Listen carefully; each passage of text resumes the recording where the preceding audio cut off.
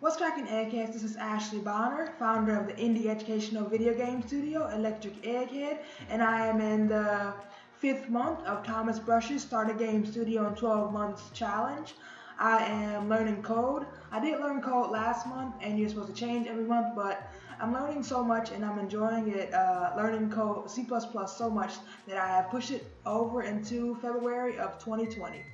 Alright, if you want to join the fun, go to the hashtag 12 months game studio or join the Discord link where there are tons of fellow devs making games and creating other applications. Alright, so it is February and that means that it is Black History Month. So I'll be adding little snippets in my videos of Black history to show you our historical figures who have made a difference in our community. I also will be looking at history in the making. So I'll be looking at accomplished Black men and women and non-binary people or transgender people who are also making a difference right now. So today, February 2nd, I'm going to be telling you about, let me go really quickly, Robert Smalls. So Robert Smalls was born April 5th, 1839, and he was an African American born into slavery in Beaufort, South Carolina. But during and after the American Civil War, he became a ship's pilot, sea captain, and politician.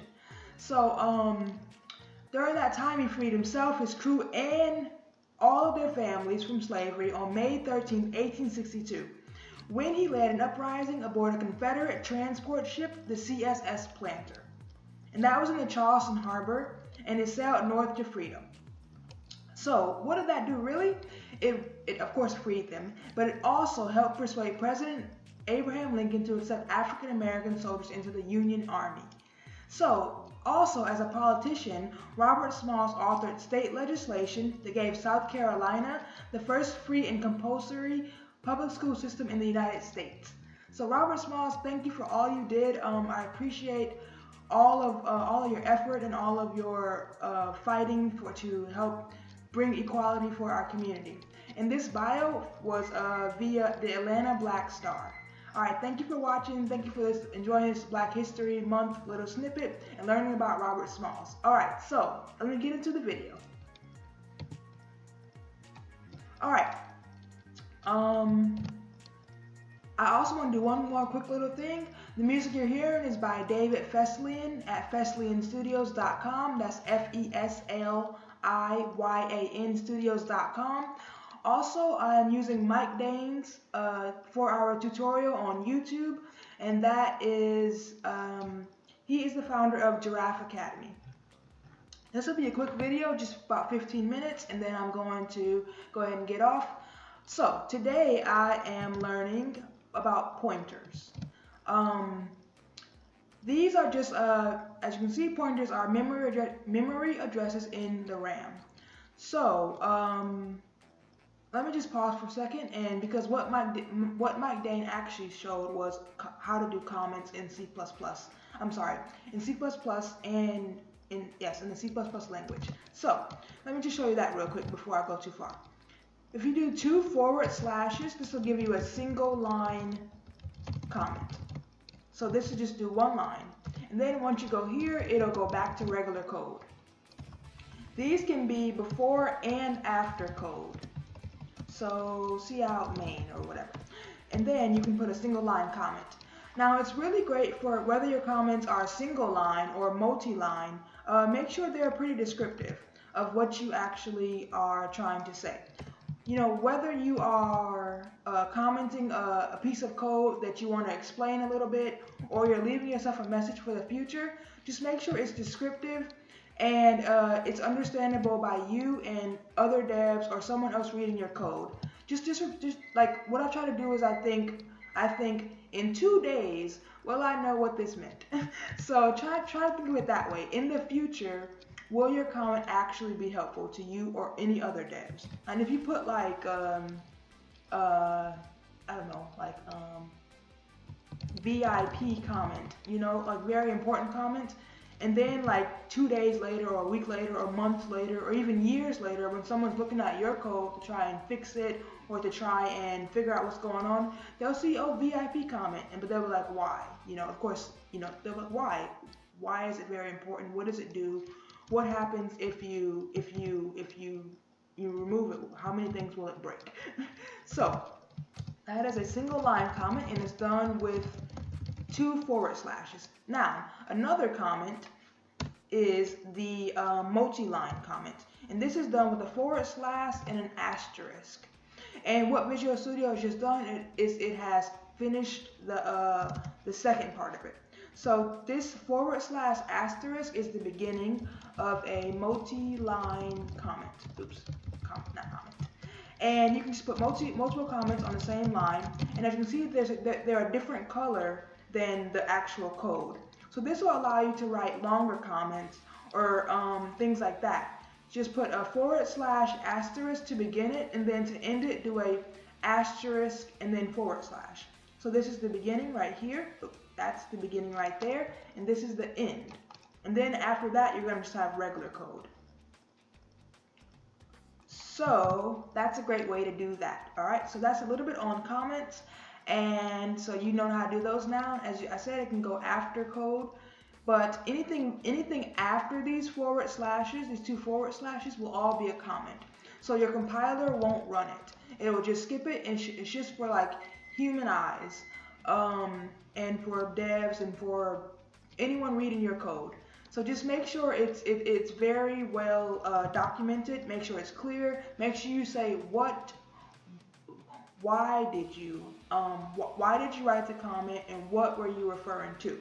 For instance, like this comment right here, I have a forward slash to do research multi-dim arrays return values. That's actually not the best commenting. Let me fix it. So to do research multi-dim arrays return values. Let me fix this up. How to return a multi-dim array. All right. So that's really the best way I can do this this comment for myself for the future. So, and I'm just going to erase this. And one more thing I want to show you pertaining to comments that I've learned so far is that when you push forward slash to do, and you go, at least in Visual Studio 2019 or Visual Studio in general, you can go to your task list and you will see that to do in your task list. So I have 1, 2, 3, 4, 5, 6, 7 to-dos where I'm just like either research something or add data validation or things like that. And data validation is when you make sure that the inputted data actually makes sense. Like for instance, if you ask someone for their birthday, if they put in 0, for one, I don't know how they're even putting anything in your code, and 2, they haven't even been conceived. So you definitely want to do data validation to make sure the data is valid. Okay, so now that we got that little part more, I'm going to do 3 more minutes, and just a minute, I'll be right back. I'm going to go ahead and stop that. That's my microwave. So I'm actually just going to show you some code that I did yesterday during my break at work. And I was just checking the camera to make sure it looks pretty good still. So I learned about pointers. And pointers are just memory addresses in the RAM. So your computer has a certain amount of RAM, and that's where like your variables data is stored. It's in the RAM of your computer. And the RAM is your random access memory, or random access memory. See, RAM. Yes. All right. So you have a certain amount of RAM, and more RAM is usually a faster computer, and it works better. So anyway, so how to create pointers in C++. So what I did was, I'm actually not going to create any code because I created it earlier when during my break. So I'll just explain to you how to do it, and then I'm going to go ahead and say later and all those kinds of things. All right. So what I did was, according to, of course, Mike Dane's tutorial, is I created the pointers function, which returns a void, which means it returns nothing. So I created the int age equals 19, double GPA equals 2.7, and string name equals Mike. So how exactly do you even see a pointer? I mean, how does that work? I don't even know. So let's see. How do we do that? So what we can do is we do this ampersand and then whatever the variable is called. So I have age, GPA, and name. So I did cout, so print out, and then I did a little bit of text just to give myself a good little, you know, just to make it very clear what I'm doing here. And then I actually printed out the pointer. So ampersand age.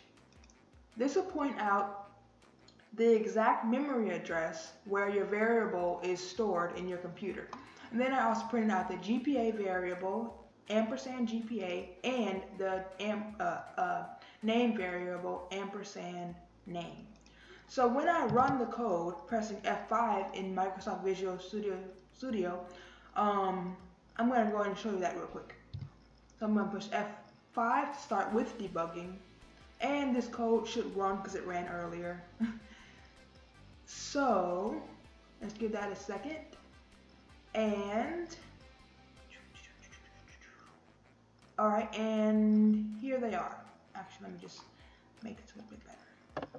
Let me give them some space. I'm gonna put a new line, \n. We'll give you a blank space between things. So let me run that again, F5, and I'll show you the memory address. Okay, here we go. So, one more thing. Let me just change this really quickly. Let me do that one more time. Give it some space so you can see it really clear. New line, and okay. Or I can do an in. I'll do an inline for this one. Inline is a similar thing, but new line is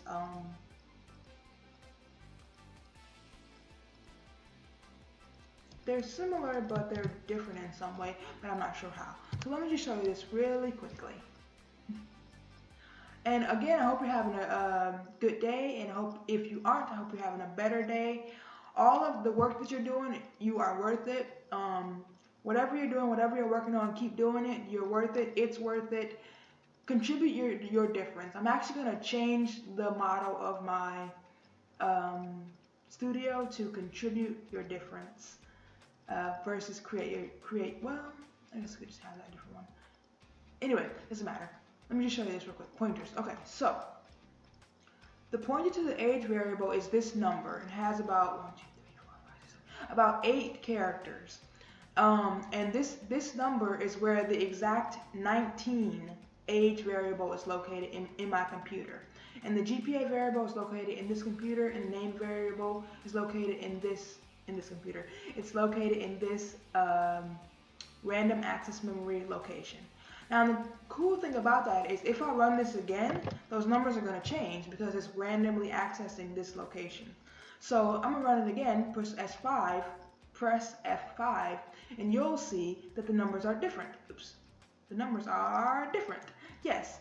So I ran it again, and these numbers are close to each other. So these variables, or at least I believe, they're in a similar location as each other. But every time I run my program again, they've moved to a different location. So that's pretty cool. So that's all I had to tell you about pointers for right now. You just do an ampersand and whatever the variable is called. Now you want to be careful with C++ because this is a language that's case sensitive. So if I did at capital A age, it would say for one that doesn't exist because I never specified this variable. This variable doesn't exist. So it has to actually match what you put up here or wherever your variable is. Alright, so I hope you are amazing. Like, comment, subscribe if you want. You don't have to, but it's appreciated. Ring the bell if you want notifications of new videos. Again, my name is Ashleigh Bonner. I'm the founder of Egghead. Later.